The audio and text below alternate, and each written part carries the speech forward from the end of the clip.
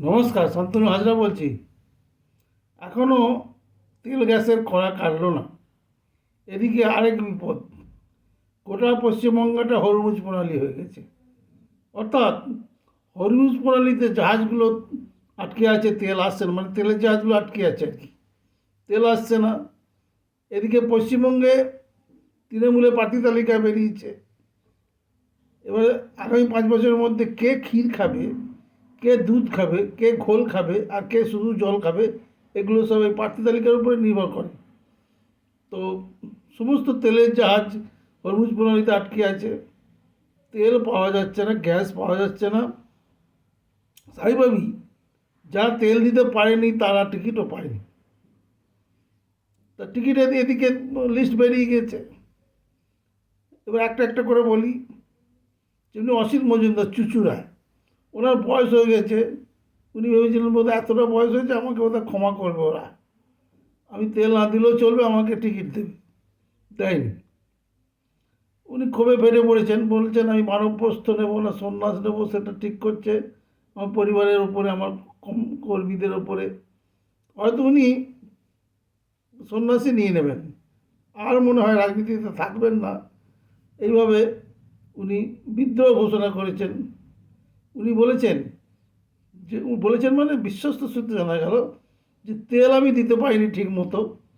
এখন হয় কি, গ্রাম দেশে যদি পেট্রোল ডিজেলের সংকট দেখা দেয়, তখন তারা সর্ষের তেলেই পাম্প চালায়। নানা রকম কৃষিকাজে ব্যবহৃত পাম্পগুলো তেলের অভাবে ধুকলে সর্ষের তেল দিয়ে চালায়। সর্ষের তেল খাঁটি হতে হবে। যেমনি ধরুন আগেকার দিনে তেল পাওয়া যেত জাতীয় পতাকা মার্কা, সেই সব তেল ছাড়া তো পাম্প চলবে না, কার্বোরেটরটা নষ্ট হয়ে যায়, কিন্তু ভালোই চলে।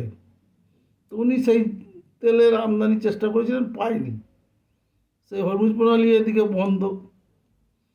খণ্ডঘোষ, খণ্ডঘোষে সেই বাঘকে দেওয়া হয়েছে, তা পুরো হরমুজ প্রণালী করেছে, রাস্তাঘাটে গাড়ি যেতে পারছে না, শুধু বিক্ষোভ। আরেকটি ঘটনা ঘটেছে মন্তেশ্বর। মন্তেশ্বর জন্য একটা নতুন খরমুজ প্রণালী হয়েছে।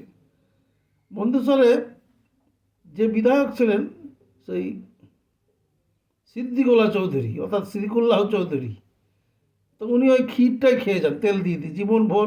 রাজনীতিটা কম করেন। উনি তৃণমূলের কর্মীও নন, তৃণমূলের নেতাও নন। উনি কি জালামাই উলেমাই সেই সব কী সব হিন্দ, উনি এইভাবে কি নানা রকম কাঠি করে, নানা রকম ল্যাং মেরে, নানা রকম বড় বড় বাতলা দিয়ে, আগেও দেখতাম জাতীয় কংগ্রেসের টিকিটে দাঁড়াতো বহু আগে।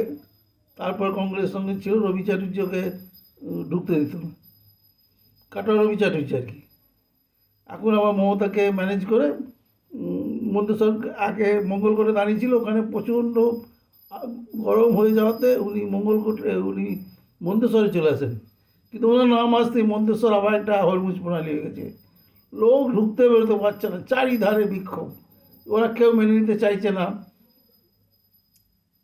সিদ্দিকুল্লাহ চৌধুরীকে। একই ঘটনা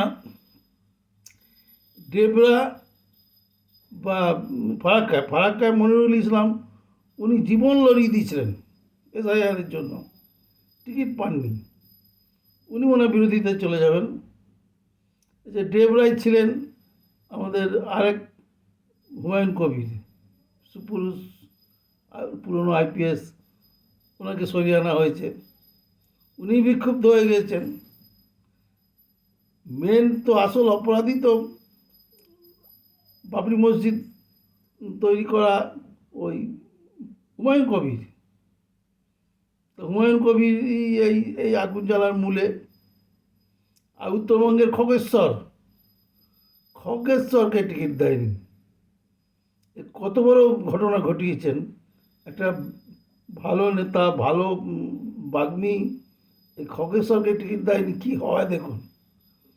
আমার তো মনে হয় না আদৌ রেজাল্ট ভালো হবে। এবং কতগুলো অর্বাচীনকে টিকিট দিয়েছে। বাংলাদেশের জামাতের ছায়াটা পরিষ্কার বোঝা যাচ্ছে। জামাত শিবির যেমনি নিজেরা কাজ করতো আর সামনে দাঁড় করে দিত ওদের ওই এনসিপির ছেলেগুলোকে, সব বালক, সব হাসনাত, সার্জিস, নজরুল ইসলাম, এদেরকে সমস্ত নাবালক সমস্ত নেতারা দেশটাকে প্রায় 100 বছর পিছিয়ে দিল। এখানেও সেই নাবালক মন্ত্রী, নাবালক নেতা, যাকে যেমন রাজীবকে তার করানোর কী দরকার ছিল, ও পার্টি বিরোধী। সব্যসাচী ঠিক আছে, ভালো সংগঠক, এদের বেলা টিকিটের অভাব হয়নি, এদের দিয়ে দিয়েছে। তেল এরা ভালো মেরেছিল, এরা অনেক আগে থেকে তেল সংগ্রহ করে রেখেছিল, হরমুজ প্রণালী বন্ধ হওয়ার আগে থেকে এদের টিকিট দিয়ে দিয়েছে। কিন্তু যারা বয়স্ক হয়ে, যারা গ্রাম দেশের প্রত্যন্ত জায়গায় থাকে, তারা তেল সময় মতো জোগাড় করতে পারেনি, তারা টিকিটও পাননি।